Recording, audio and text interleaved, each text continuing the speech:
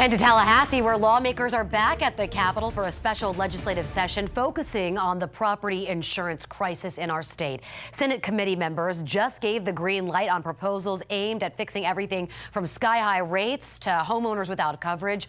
Our Aaron Parsegian is live outside the Capitol. Aaron, tell us what's happening. Yeah, this was kind of just the first step in what's going to be a long process, but the Senate actually meeting for about 4 hours in that committee hearing. It didn't seem like most legislators were really sold on this legislation, but they passed it overwhelmingly, saying it's at least a step in the right direction. That sound marking the start of another special session in the Florida legislature Monday. Lawmakers tasked with tackling the growing property crisis problem. As homeowners see premium costs rise, insurers are inundated with frivolous lawsuits, and some people are losing coverage altogether as hurricane season quickly approaches. All of us are here to try to address this crisis. The Senate Appropriations Committee debating two bills introduced by State Senator Jim Boyd of Bradenton.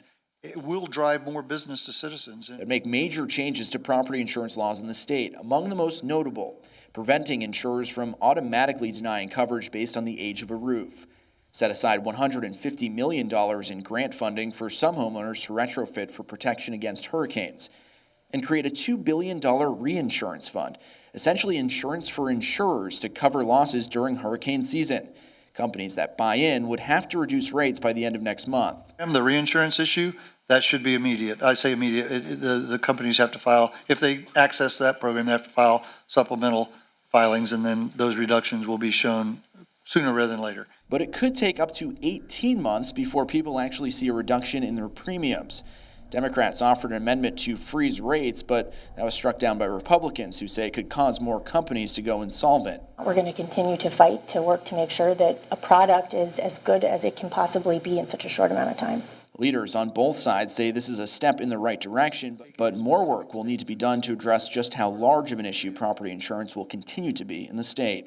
This market has stage 4 cancer. We have to treat it seriously like it does. I'm going to support this bill today, not because I think it's going to solve the stage 4, but because it's better to start with the stage 1, even with a cigarette in its mouth and sitting under a heat lamp. And this will now head to the full Senate for a vote sometime this week. Meantime, the House will convene tomorrow. What's interesting, though, leaders in all chambers appear that there is some, agreement on the proposals, including with the governor's office. So we'll keep you updated as this develops.